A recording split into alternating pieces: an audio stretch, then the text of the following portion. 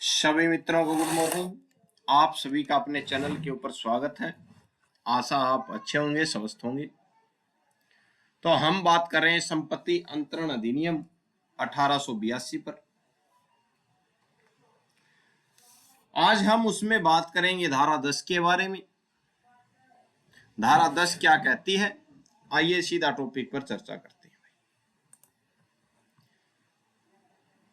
पूर्ण अवरोध के बारे में चर्चा करती है धारा 10। क्या कहती है भाई? संपत्ति अंतरण अधिनियम 1882 ट्रांसफर ऑफ प्रॉपर्टी एक्ट। धारा 10 कहती है कि आप अपनी संपत्ति बेच सकते हैं। कानून कहता है कि आप किसी को संपत्ति देते समय यह शर्त नहीं लगा सकते कि वह उसे भविष्य में कभी किसी को न बेच सके। तो धारा 10 कहती है कि पूर्ण अवरोध नहीं लगा सकते आप।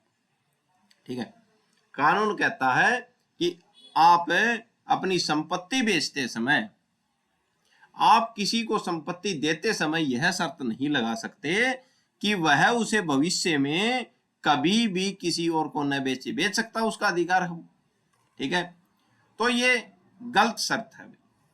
पूर्ण अवरोध सुनने बेकार। ठीक है, आप हैं, यह संपत्ति है, आपने संपत्ति बेच दी, शर्त रख दी भाई तुम यह जमीन कभी किसी को नहीं बेचोगे।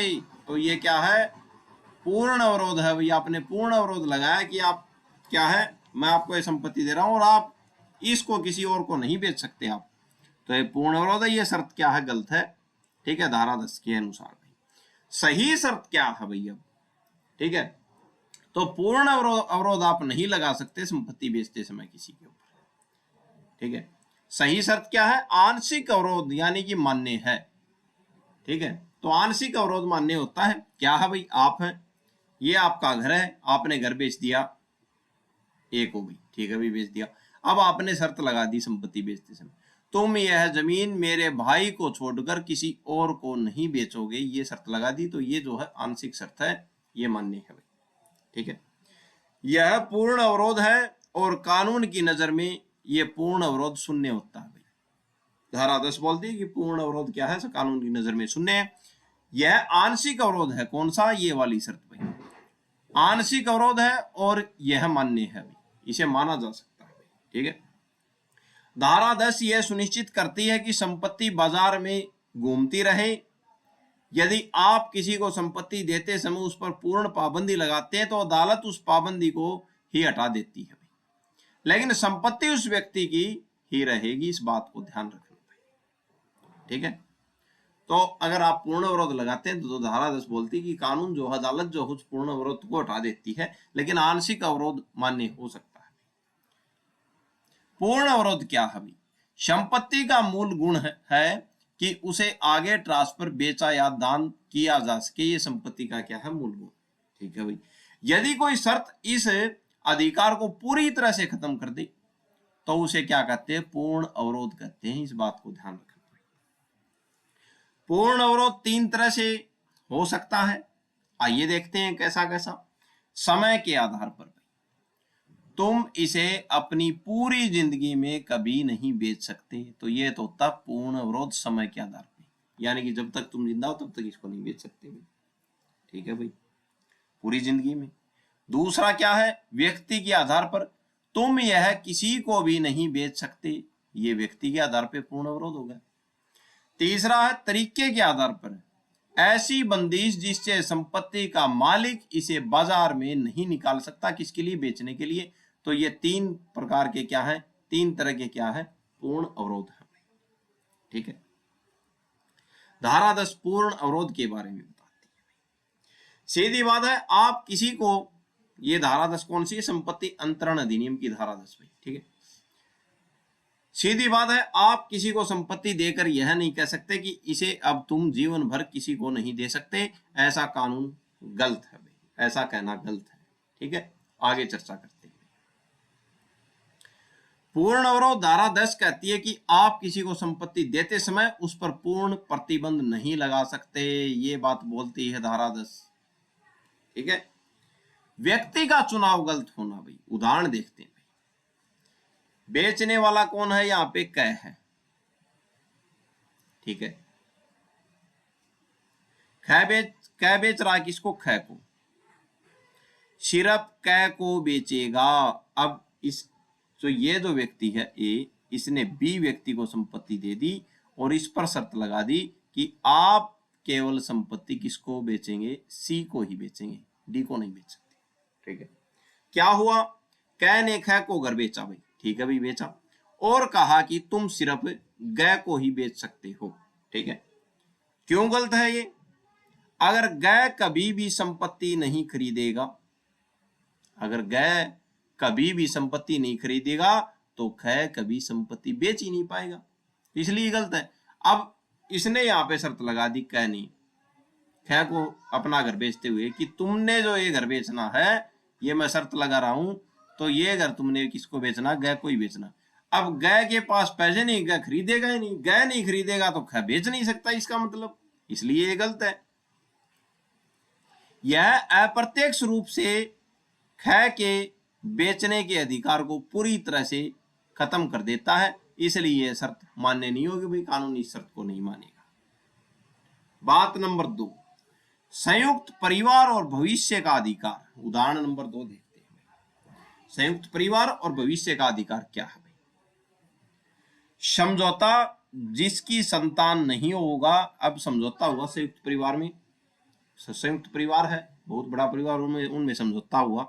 क्या समझौता हुआ? समझौते में लिखा गया जिसकी संतान नहीं होगी वह अपनी संपत्ति नहीं बेच सकता भाई। ठीक है भाई, ये समझौता होगा। क्या हुआ? परिवार के सदस्यों ने समझौता किया कि जिसकी संतान नहीं होगी वह अपनी संपत्ति नहीं बेच सकता। ठीक है भाई, तो ये सही है? ये सही नहीं है, ये गलत है। क्यों है ये गलत? यह शर्त संपत्ति बेचने की आजादी छीन रहा है। आप किसी व्यक्ति को उसकी संपत्ति का मालिक बनाकर उसे बेचने से पूरी तरह नहीं रोक सकते, चाहे कारण कुछ भी हो। ठीक है, तो ये मान्य नहीं होगी ये शर्त। बात नंबर 3, जीवन काल की शर्त। तीसरा उदाहरण देखते हैं भाई। शर्त क्या है? ये पिता है, ये बेटा है, ये घर पे है बेटे का। शर्त क्या है? पत्नी के जीवित रहते बेचना है तो पत्नी को 1/5 दाम पर खरीदना होगा। ठीक है। क्या हुआ? पिता ने बेटे को संपत्ति दी, लेकिन शर्त रखी भाई कि पत्नी के जीवित रहते इसे बेचना है तो पत्नी को भी क्या देना पड़ेगा? 1/5 दाम पर खरीदना होगा। ठीक है। क्यों गलत है? यह शर्त बेटे को बाजार में संपत्ति बेचने से रोक रही है भाई। ठीक है। किसी के पूरे जीवन काल तक प्रतिबंध लगाना पूर्ण अवरोध माना जाता है, इस बात को ध्यान रखना भाई। ठीक है। यानी कि पिता जो हो बेटे को क्या देता है? संपत्ति देता है भाई। ठीक है। और बोलता है कि पत्नी के जीवित रहते इसे बेचना है तो पत्नी को 1/5 दाम पर खरीदना होगा भाई। इसे कौन खरीदेगी? पत्नी खरीदेगी भाई, अगर पत्नी जीवित है तो। अब पत्नी खरीद नहीं रही, पत्नी क्यों खरीदेगी? ठीक है, तो ये क्या है? पूर्ण अवरोध है भाई, अप्रत्यक्ष रूप से। बात नंबर 4, पत्नियों की मर्जी भाई। उदाहरण, बिना मेरी यानी कि पति की मर्जी के नहीं बेच सकती भाई। शर्त ये रख दी। क्या हुआ था?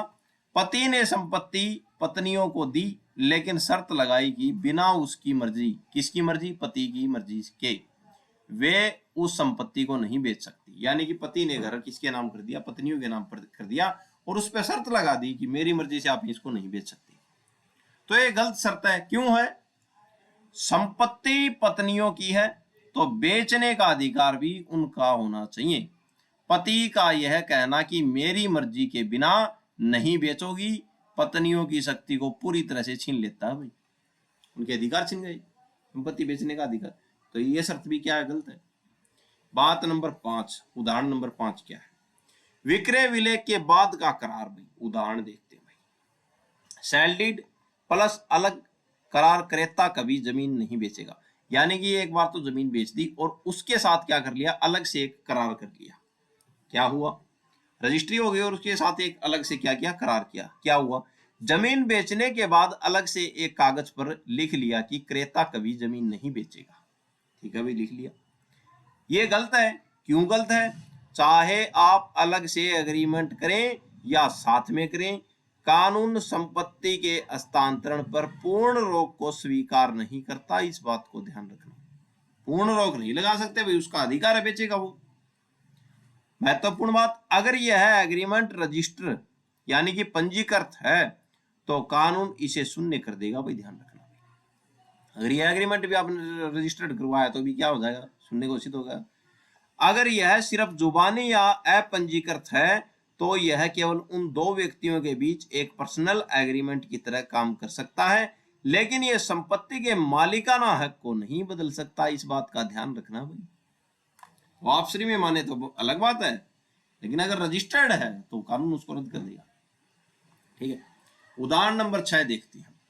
आपसी बंटवारा और दान भाई, आपस में ही बांट सकते हो, किसी बाहरी व्यक्ति को नहीं बेच सकते भाई। आइए क्या हुआ? दान देते समय कह दिया गया कि आपस में ही बांट सकते हो, किसी बाहरी व्यक्ति को नहीं बेच सकते। क्या गलत है भाई? ये गलत है, तो ये गलत है। क्या हुआ? संपत्ति का मालिक कौन है यह तय करने का अधिकार मालिक का है। किसी अजनबी को बेचने पर रोक लगाना मालिक के अधिकार को खत्म करना है। ठीक है, आइए आगे चर्चा करते हैं। सीधा प्रतिबंध भाई, तुम इसे कभी किसी को नहीं बेचोगे, ये क्या है? सीधा प्रतिबंध है। क्या हुआ? कै ने ख को संपत्ति दी भाई, ठीक है भाई, संपत्ति दे दी, और साफ कह दिया कि तुम इसे कभी किसी को नहीं बेचोगे। ठीक है भाई, कह दिया, तो ये क्या? सीधा प्रतिबंध है, तो ये गलत है। गलत क्यों है? क्योंकि उसका अधिकार क्या किया जा रहा है? पूर्ण अवरोध किया जा रहा है। यह सबसे स्पष्ट पूर्ण अवरोध है। यह कानून की आत्मा के खिलाफ है, क्योंकि संपत्ति का अर्थ ही उसका उपभोग और हस्तांतरण है। इस बात का ध्यान रखना। ठीक है, इन सभी उदाहरणों का निचोड़ यह है कि कानून संपत्ति को जंजीरों में बांधना पसंद नहीं करता। अगर आप किसी को मालिक बनाते हैं तो उसे अपनी संपत्ति के साथ जो करना है, बेचना, गिरवी रखना या किसी को देना, उसका अधिकार उसे मिलना ही चाहिए। आप ऐसी कोई भी दीवार नहीं खड़ी कर सकते जो उसे अपनी संपत्ति इस्तेमाल करने से पूरी तरह से रोक दे भाई। ठीक है, तो उसका अधिकार है, उसको बेचे या गिरवी रखे या उस पर लोन ले, कुछ भी कर सकता है वो संपत्ति उसकी। मुख्य सिद्धांत, संपत्ति का अर्थ है उपयोग करना, उपभोग करना और हस्तांतरण की स्वतंत्रता होना। ठीक है, आगे चर्चा करते हैं। पूर्ण अवरोध पर दो महत्वपूर्ण केस देखते हैं।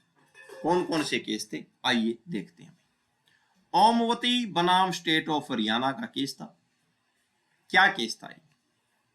सरकार ने नीलामी में जमीन खरीदी गई थी। सरकार ने नीलामी की थी और नीलामी में क्या खरीदी गई थी? जमीन खरीदी गई थी। ठीक है भाई, सरकार कोई जमीन थी, उसको सरकार ने नीलाम कर दिया और किसी ने उस जमीन को खरीद लिया। बाद में सरकार ने आदेश निकाला कि इस जमीन को आगे किसी और को नहीं बेचा जा सकता, यानी कि विक्रय पर रोक लगा दी सरकार ने खुद जमीन बेची, खुद नीलामी की, किसी व्यक्ति ने ले ली। ठीक है, ओमवती नाम की जो महिला थी उसने ले ली और उस पर सरकार ने रोक लगा दी कि अब इस जमीन को आगे विक्रय नहीं किया जा सकता, आगे नहीं बेचा जा सकता, विक्रय पर रोक लगा दी। यह आदेश नीलामी के बाद लागू किया गया था भाई, पहले तो नहीं था ये आदेश। पहले तो ये थोड़ी लिखा हुआ था कहीं पे कि ये संपत्ति आगे नहीं बेची जाएगी भाई। ठीक है, तो क्या था? नीलामी के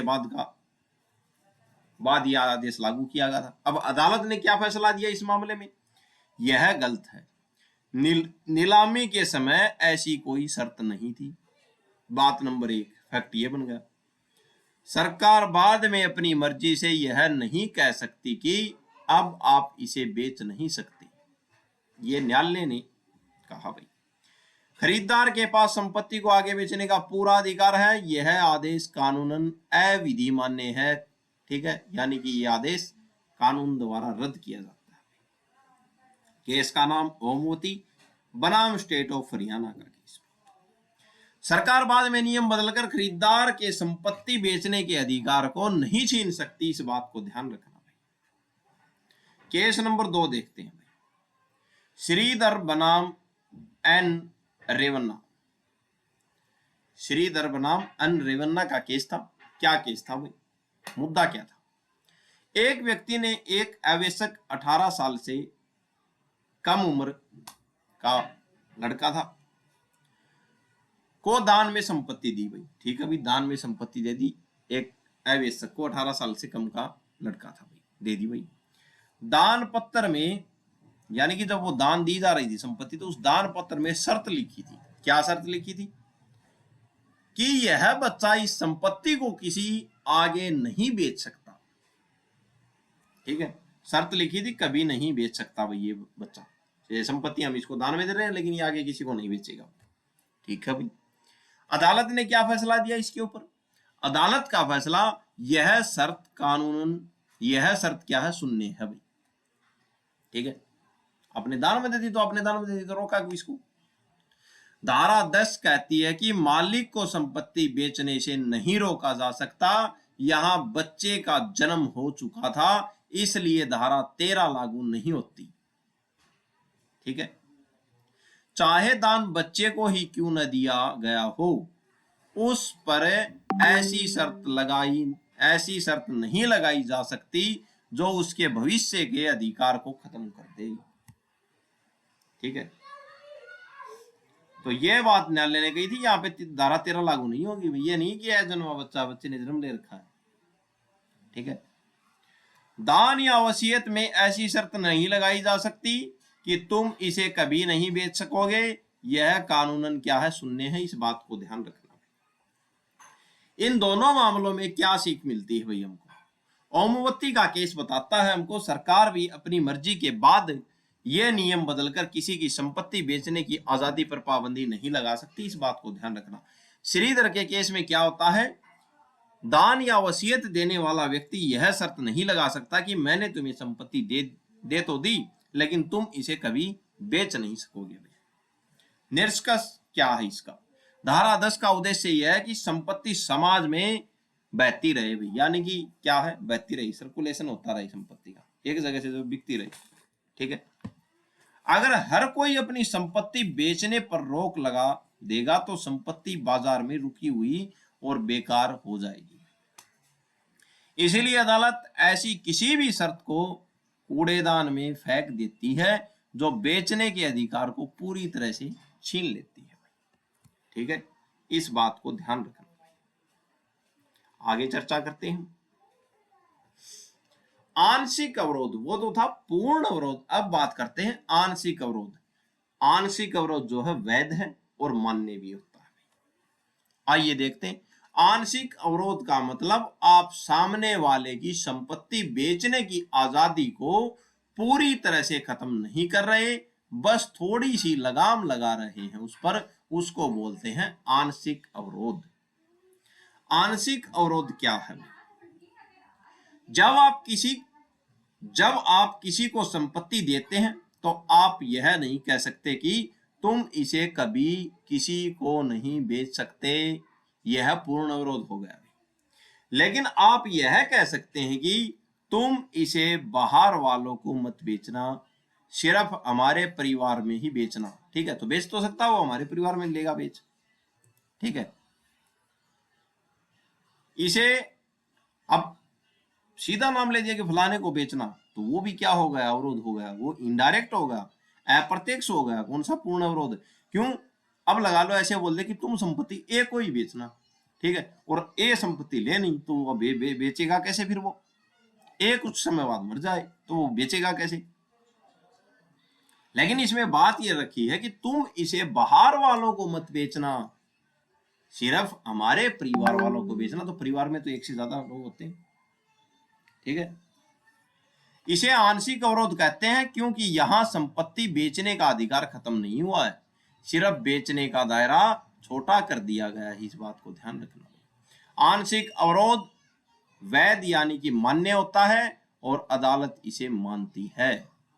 ठीक है, निष्कर्ष देखते हैं। निष्कर्ष नहीं, केस नंबर 2 देखते हैं, केस के जरिए समझते हैं। केस क्या था? मोहम्मद रजा बनाम अब्बास बांदी बीबी। केस का नाम था मोहम्मद रजा बनाम अब्बास बांदी बीबी का केस था। क्या हुआ था इस केस में? संपत्ति देते समय यह शर्त लगाई गई कि तुम इस संपत्ति को हमारे परिवार के बाहर के किसी अजनबी को नहीं बेचोगे। भाई ये संपत्ति देते समय शर्त लगा दी भाई। अदालत का फैसला क्या हुआ? प्रीवी काउंसिल ने कहा कि यह शर्त क्या है, मान्य है भाई, सही शर्त है। क्यों?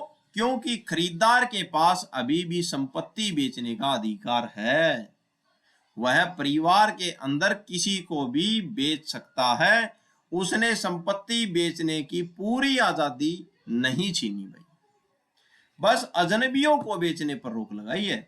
यह एक आंशिक अवरोध है, इस बात को ध्यान रखना भाई, ठीक है। बात नंबर 2, बॉम्बे हाई कोर्ट का फैसला देखते हैं। क्या हुआ था भाई? शर्त थी कि संपत्ति परिवार के बाहर नहीं बिकनी चाहिए, यह शर्त थी। बॉम्बे हाई कोर्ट का फैसला क्या था? लेकिन व्यक्ति ने इसे अपने चचेरे भाई को बेच दिया भाई, ठीक है। अदालत का फैसला, अदालत ने इसे वैध माना, सही माना भाई। क्यों? चचेरा भाई परिवार का हिस्सा माना जाता है, क्योंकि संपत्ति परिवार के अंदर ही रही तो यह कोई पूर्ण प्रतिबंध नहीं था, बल्कि परिवार की सुरक्षा के लिए एक उचित आंशिक अवरोध था। इस बात को ध्यान रखना भाई, ठीक है। मुख्य सिद्धांत देखते हैं। कानून संपत्ति को रोकने के बजाय उसके उचित उपयोग और हस्तांतरण को बढ़ावा देता है। आंशिक अवरोध से परिवार या विशेष दायरे की सुरक्षा होती है भाई, जबकि पूर्ण अवरोध से संपत्ति बाजार में रुक जाती है, इसलिए कानून उसे स्वीकार नहीं करता। निष्कर्ष, सीधी बात, इसे आप एक दुकान की नीति की तरह समझ सकते हैं। पूर्ण अवरोध यानी कि गलत भाई। मालिक ने कहा यह दुकान किसी को कभी मत बेचना, कानून इसे रद्द मानता है, बात ध्यान रखना।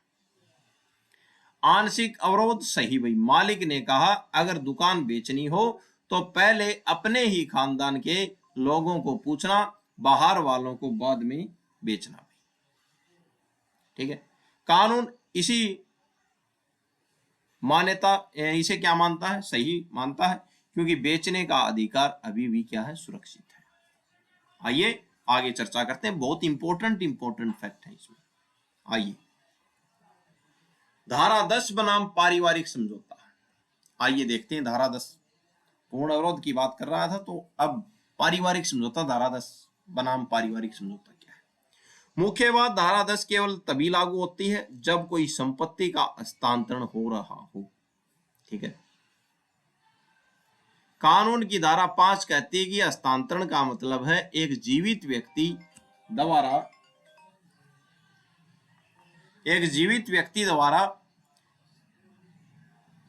दूसरे जीवित व्यक्ति को संपत्ति देना। यह क्या है भी? धारा 5 के अंतर्गत क्या है? हस्तांतरण है। लेकिन पारिवारिक समझौता, फैमिली सेटलमेंट को कानून की नजर में हस्तांतरण नहीं माना जाता। क्यों? क्योंकि परिवार की संपत्ति हस्तांतरण कैसे होगी? क्यों नहीं माना जाता? क्योंकि पारिवारिक समझौते में हम नई संपत्ति किसी को नहीं दे रहे, बल्कि जो संपत्ति पहले से परिवार की है उसी के अधिकारों का बंटवारा कर रहे हैं, ठीक है। चूंकि यह हस्तांतरण नहीं है, इसलिए धारा 10 यहां पे लागू नहीं होती। पारिवारिक समझौतों पर यह धारा लागू नहीं होती। धारा 10 में यह हस्तांतरण, धारा 10 लागू होती है अगर हस्तांतरण हो रहा है तो। एक व्यक्ति द्वारा दूसरे व्यक्ति को संपत्ति देना, हस्तांतरण हो रही है संपत्ति, तो तब धारा 10 लागू होती है। यदि पारिवारिक समझौता है, धारा 10 लागू नहीं होगी। परिवार के सदस्यों के बीच पहले से संपत्ति क्या है? मौजूद है, और अधिकारों का क्या हो रहा है? बंटवारा हो रहा है। तो ये पारिवारिक समझौते के ऊपर धारा 10 लागू नहीं होगी। केस देखते हैं भाई। केस क्या था? माता प्रसाद बनाम नागेश्वर सहाय का केस। माता प्रसाद बनाम नागेश्वर सहाय का केस था। क्या हुआ था? एक परिवार में विधवा और भतीजे के बीच झगड़ा था भाई। ठीक है, नागेश्वर और माता प्रसाद के बीच क्या था, झगड़ा था भाई। ठीक है, ये इसका भतीजा था और ये इसकी क्या थी, एक परिवार में ये विधवा थी भाई, झगड़ा था। फैसला यह हुआ कि विधवा जीवन भर संपत्ति रखेगी और भतीजा इस दौरान संपत्ति नहीं बेच सकता भाई। ठीक है भाई, पारिवारिक समझौता था, ये फैसला हो गया। ठीक है, ये विधवा जो है जीवन भर तक संपत्ति रखेगी, भतीजा इस संपत्ति को नहीं बेचेगा। दलील क्या दी, किसी ने कहा कि भतीजे को बेचने से रोकना तो पूर्ण अवरोध यानी कि धारा 10 है, इसलिए यह शर्त गलत है। लेकिन ध्यान रखना भी, पारिवारिक समझौते में धारा 10 कहां से आ गई, धारा 10 तो लागू ही नहीं पारिवारिक समझौते में, संपत्ति का हस्तांतरण थोड़ी है, संपत्ति खुद की इनकी। अदालत का फैसला क्या था इस मामले में, कोर्ट ने कहा नहीं, यह कोई हस्तांतरण नहीं है, बेची नहीं गई है संपत्ति, यह तो परिवार का पारिवारिक समझौता है भाई। निष्कर्ष क्या निकलेगा, चूंकि यह पारिवारिक समझौता है इसलिए धारा 10 की पाबंदी यहां लागू नहीं होगी, यह शर्त पूरी तरह से मान्य होगी और माननी पड़ेगी भाई। ठीक है, क्योंकि परिवार की संपत्ति थी, पारिवारिक समझौता। दूसरा केस देखते हैं, हरिराम बनाम राम आश्रय का केस भाई। क्या केस था भाई, इलाहाबाद हाई कोर्ट का फैसला था। इलाहाबाद हाई कोर्ट ने बिल्कुल साफ कर दिया कि जब घर के लोग आपस में संपत्ति का बंटवारा करते हैं या कोई समझदारी निपटाते हैं, साझेदारी निपटाते हैं, सॉरी समझदारी बोले, पार्टनरशिप साझेदारी निपटाते हैं, तो उस पर धारा 10 के नियम नहीं चिपकाए जा सकते। ये इलाहाबाद हाई कोर्ट ने बात कही थी।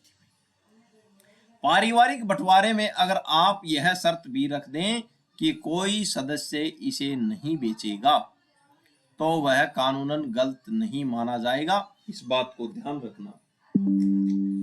ठीक है, लेकिन पारिवारिक समझौता होना चाहिए। अब पारिवारिक समझौते में ये शर्त रखी कि कोई भी इसको नहीं बेचेगा। ठीक है, संपत्ति को कोई सदस्य इसे नहीं बेचेगा तो वह कानून गलत नहीं माना जाएगा, क्योंकि यह धारा 10 के दायरे से बाहर है भाई, बात ध्यान रखना, क्योंकि पारिवारिक समझौता।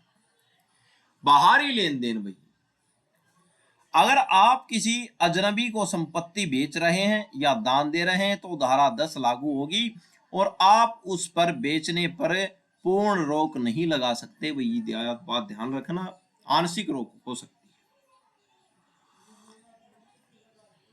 पारिवारिक मामला, फैमिली सेटलमेंट, अगर परिवार के सदस्य आपस में बैठकर अपनी पुरानी संपत्ति का बंटवारा कर रहे हैं तो वे आपस में कोई भी शर्त लगा सकते हैं, जैसे कोई संपत्ति नहीं बेचेगा, अदालत कहेगी यह धारा 10 का उल्लंघन नहीं है क्योंकि यह परिवार का आपसी मामला है। ठीक है, सीधी बात, पारिवारिक समझौते को कानून संपत्ति का हस्तांतरण नहीं मानता, इसलिए धारा 10 वाली आजादी की शर्त यहां नहीं चलेगी। परिवार अपने नियम खुद बना सकता है और अदालत उसे मानती है, वही बात ध्यान रखना। आगे चर्चा करते हैं। धारा 10 की सीमाएं और अपवाद देखते हैं, कौन कौन से अपवाद हैं और सीमाएं कहां कहां तक है धारा 10 की। धारा 10 कहां लागू होती है और कहां नहीं भाई, आइए देखते हैं। समानता का नियम भाई, धारा 10 का मूल मंत्र है कि संपत्ति को हमेशा के लिए जंजीर में न बांधो। यह केवल उन क्षेत्रों तक सीमित नहीं है जहां संपत्ति हस्तांतरण अधिनियम लागू है, बल्कि यह सामान्य न्याय के सिद्धांत पर भी आधारित है भाई। यह नियम उन जगहों पर भी लागू हो सकता है जो तकनीकी रूप से इस अधिनियम के दायरे में नहीं आते, जैसे पंजाब या हिंदू देव मूर्ति को दी गई संपत्ति। ठीक है, तो वहां पर भी ये नियम लागू हो धारा 10 का। न्यायालय और कानून का आदेश क्या होगा, अगर संपत्ति का हस्तांतरण आपसी समझौते से नहीं बल्कि कोर्ट के आदेश या कानून की प्रक्रिया से हो रहा है तो धारा 10 का नियम वहां नहीं चलेगा, इस बात को ध्यान रखना। ठीक है, उदाहरण, अगर कोर्ट ने किसी नीलामी में संपत्ति बेची, ठीक है, अभी कोर्ट संपत्ति बेच रहा है और उस पर बेचने की कुछ शर्त लगाई तो आप उसे धारा 10 के तहत चुनौती नहीं दे सकते, इस बात को ध्यान रखना। लक्ष्मा बनाम कर्नाटक राज्य का केस में, सरकार जब कोई अनुदान देती है, ठीक है, तो वह आम हस्तांतरण नहीं है भाई, इस बात को ध्यान रखना। इसलिए सरकार शर्त लगाती है कि इसे आगे नहीं बेचना है, तो वह शर्त मान्य होगी, इस बात को ध्यान रखना। अब 100 गज के प्लाट दिए थे, उन प्लाटों के अंदर शर्त लगाई हुई थी कि ये जो जमीन है ये आगे नहीं बेची जाएगी, ठीक है। क्यों लगाई थी शर्त? क्योंकि उनको बेचकर क्या कर रहे थे, पैसे लेके बरत रहे थे, इसलिए वो उन पर शर्त लगाई थी कि ये प्लाट यहाँ से हस्तांतरण नहीं होंगे, तो ये शर्त मान्य है, ठीक है। आइए आगे बात करते हैं। धारा 2 के 2 बड़े अपवाद हैं। कौन कौन से अपवाद? हाँ, ये देखते हैं। आमतौर पर पूर्ण अवरोध शून्य होता है, लेकिन कानून ने 2 विशेष मामलों में छूट दी है। कौन कौन से 2 विशेष मामले जहां आप शर्त लगा सकते हैं? लीज पर दी गई संपत्ति का मामला, पट्टे के मामले में भी अगर मकान मालिक किसी को अपना घर किराए पर दे रहा है, पट्टे पर दे रहा, तो वह शर्त लगा सकता है कि किराएदार आगे किसी और को सबलेट यानी कि आगे किसी और को पट्टा नहीं करेगा। यहां यह शर्त शून्य नहीं मानी जाएगी, इस बात को ध्यान रखना। अब क्या हुआ, ये मालिक है, मालिक ने इनके साथ पट्टा कर लिया, ठीक है, किराएदार को ये जमीन दे दी। अब ये किराएदार आगे किसी को, ये सी है, इसके साथ किराए का पट्टा नहीं कर सकता, ये शर्त मान्य होगी। विवाहित स्त्री के मामले में भी यदि कोई संपत्ति किसी विवाहित स्त्री को इस शर्त पर दी जाती है कि वह इसे अपने जीवन काल में आगे नहीं बेचेगी, तो यह शर्त कानूनन मान्य हो सकती है। यह अपवाद समाज में महिलाओं की सुरक्षा और संपत्ति के संरक्षण के लिए बनाया गया है, इस बात को ध्यान रखना। जीवन काल में आगे नहीं बेचेगी तो महिलाओं की सुरक्षा और क्या है, संपत्ति के संरक्षण के लिए बनाया गया है। तो ये 2 अपवाद हैं, पट्टे पर और स्त्री, विवाहित स्त्री को जमीन देना।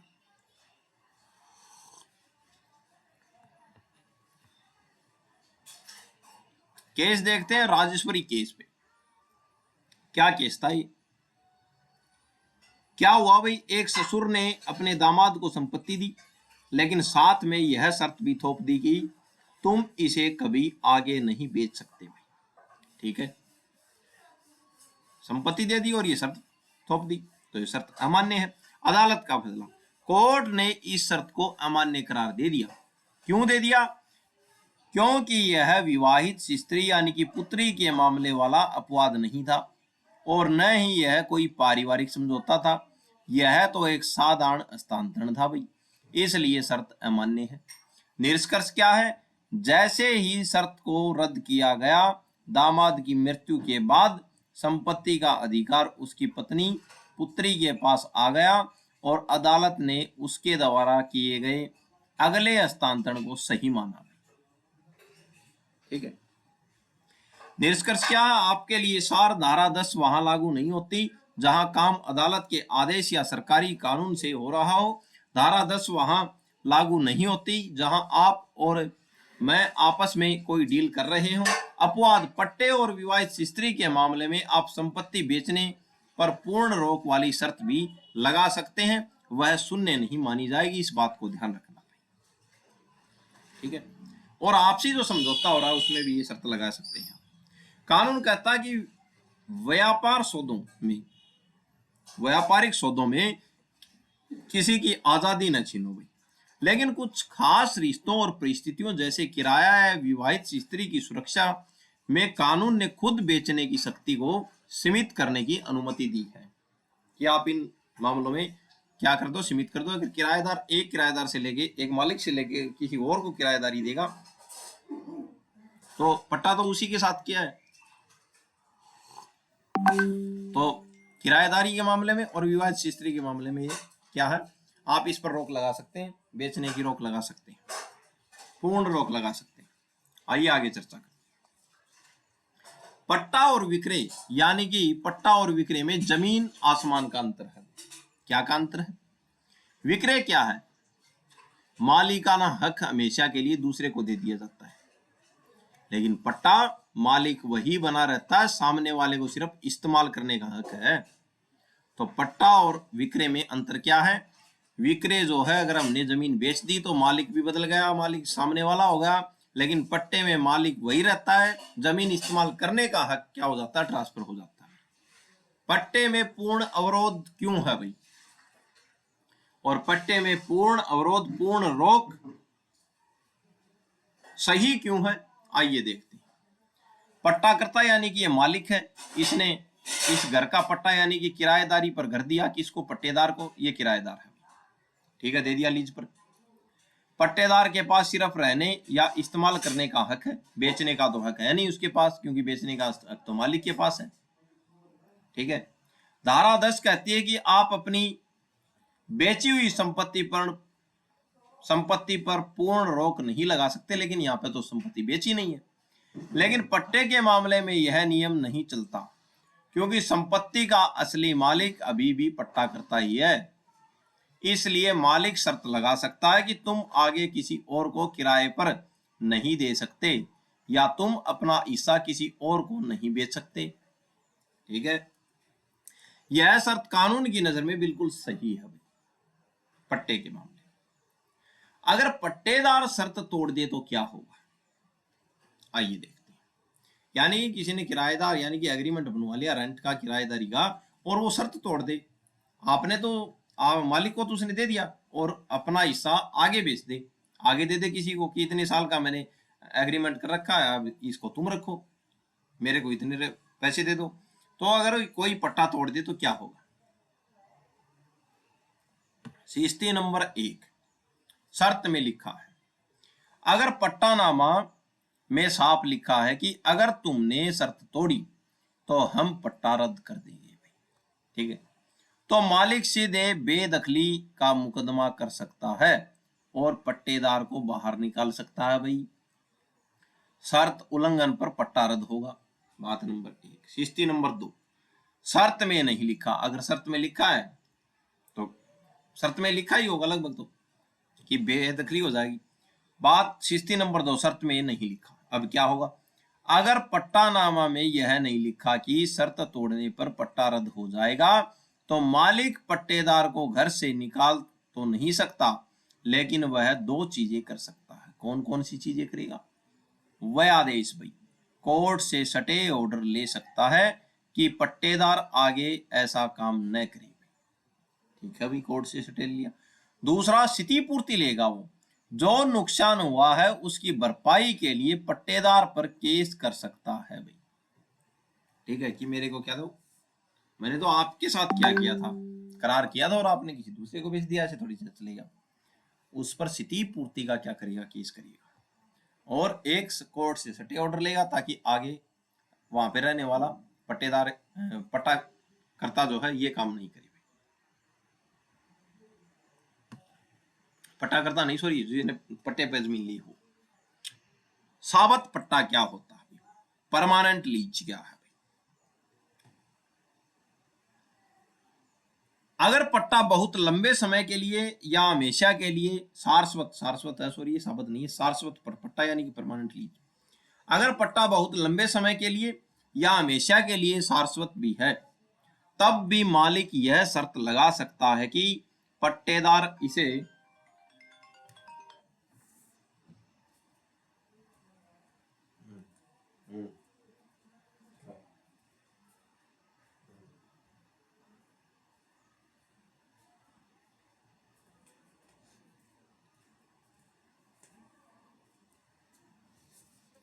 तो अगर लंबे समय का पट्टा कर रखा तो क्या होगा भाई, ठीक है। तो अगर लंबे समय का पट्टा कर रखा है, पट्टेदार इसे आगे किसी और को ट्रांसफर नहीं कर सकता, यह शर्त मालिक लगा सकता है। यह शर्त पट्टे के मामले में मानी जाएगी भाई, मान्य है, ये वैलिड है। अगर पट्टा लंबे समय तक का है तो मालिक शर्त लगा सकता है कि आप पट्टा आगे किसी को ट्रांसफर नहीं कर सकते, ठीक है। जमीन का उपयोग करने का अधिकार आप किसी और को आगे ट्रांसफर नहीं कर सकते, ठीक है। ये शर्त मान्य है और कानून भी इसको मानता, सही है भाई। सारांश देखते हैं आपके लिए आसान बात। पट्टे में मालिक बना रहना भाई, पट्टे में मालिक बना रहता भाई, इसलिए वह संपत्ति की सुरक्षा के लिए शर्त लगा सकता है। पट्टे में मालिक थोड़ी चेंज होगा, ट्रांसफर में होगा, वो तो अंतरण में होगा, संपत्ति ट्रांसफर तब होगी, हस्तांतरण तब मालिक चेंज होगा, तो मालिक वही है तो शर्त लगा सकता है।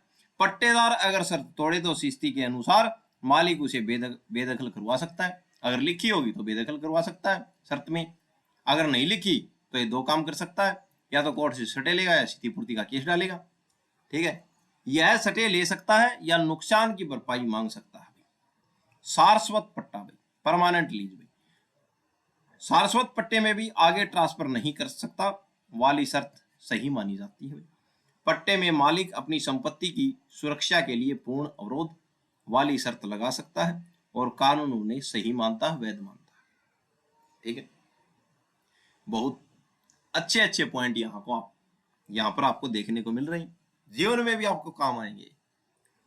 संपत्ति के संबंध में जानकार होना बहुत जरूरी है। धारा 10 का अपवाद क्या है? अब एक धारा 10 का अपवाद था कि विवाहित स्त्रियों के मामले में, आइए देखते हैं क्या है। धारा 10 का अपवाद विवाहित स्त्रियों के मामले में क्या है? विवाहित स्त्री के लिए विशेष छूट क्यों है भाई? क्यों अपवाद है, क्यों इस पर रोक लगा सकते हैं? पहले के समय में पत्नियों पर पति या ससुराल वालों द्वारा संपत्ति बिकवाने या अड़फने का दबाव डाला जाता था कि ये जो संपत्ति आपको मिली इसको बेच दो भाई। ठीक है, दबाव डाला जाता था, आज भी होता है। इसलिए कानून ने यह छूट दी कि यदि कोई संपत्ति किसी विवाहित स्त्री को दी जाती है या दी जा रही है तो देने वाला यह शर्त लगा सकता है कि तुम इसे अपने जीवन काल में आगे किसी को नहीं बेचोगी। ठीक है, इसलिए ये रोक मान्य है और कानून भी मानता है कि सही है, क्योंकि अपवाद में है कि विवाहित स्त्रियों को जो संपत्ति दी जाती है उस पर रोक लगाई जा सकती है कि आप जो है जीवन काल में, अपने जीवन काल में इस संपत्ति को आगे नहीं बेचोगी। क्यों सही है ये? इसे धारा 10 का उल्लंघन यानी कि पूर्ण अवरोध नहीं माना जाएगा, क्योंकि इसका मकसद स्त्री की संपत्ति को सुरक्षित रखना है, न कि उसे दबाना। बात को ध्यान रखना होगा। ठीक है, ये हमने देखा अब स्त्रियों के मामले में अपवाद क्यों है। धर्म के आधार पर कानून का बंटवारा, गैर हिंदू, मुस्लिम, बौद्ध स्त्रियों के लिए क्या है भाई? धर्म के आधार पर विवाहित स्त्रियों की संपत्ति का अधिकार अधिनियम 1974 ठीक है, इन्हें यह सुरक्षा देता है। ठीक है, तो गैर हिंदू है और मुस्लिम है, बौद्ध स्त्रियों के लिए यह क्या है? विवाहित स्त्रियों की संपत्ति का अधिकार अधिनियम 1874 इन्हें यह सुरक्षा देता है। कौन सी? ये धर्म के आधार पर। अब हिंदू, मुस्लिम, बौद्ध स्त्रियों के लिए क्या है? ये तो जो गैर हो गई, हिंदू नहीं है, मुस्लिम नहीं है, बौद्ध नहीं है। अब हिंदू, मुस्लिम और बौद्ध स्त्रियों के लिए क्या है? इन समुदायों ने अपने पर्सनल लॉ पहले से मौजूद है भाई इनके, जो इसी तरह की सुरक्षा की अनुमति देते हैं कि संपत्ति को आगे नहीं बेचा जाए। ठीक है, चाहे कोई भी धर्म हो, अगर कोई स्त्री को संपत्ति देते समय उस पर जीवन भर न बेचने की शर्त लगाता है तो कानून उसे सही मानता है। इस बात को ध्यान रखना। ठीक है, बात नंबर 3, अदालत किन बातों पर गौर करती है? तो अदालत 4 मुख्य सिद्धांतों पर गौर करती है। आइए देखते हैं। जब भी कोर्ट के पास ऐसा कोई केस आता है जहां संपत्ति पर बेचने का प्रतिबंध लगा हो भाई, कि संपत्ति को बेचा नहीं जा सकता, तो वह यह देखती है कि कहीं यह शर्त बहुत ज्यादा तो नहीं है। कोर्ट इन 4 बातों को चेक करती है। कौन कौन सी बातें हैं? हित की सीमा में, उस महिला को संपत्ति का कितना अधिकार मिलता है, यह उसे केवल इस्तेमाल का अधिकार है या पूरा मालिकाना हक है, इस बात को गौर करता है न्यायालय कि हित की सीमा कितनी है महिला की, इसको अधिकार, इसको क्या है, इस्तेमाल करने का अधिकार है या पूरा मालिकाना हक है। बात नंबर 2, प्रतिफल का समय भाई, प्रतिबंध कब लगाया गया था?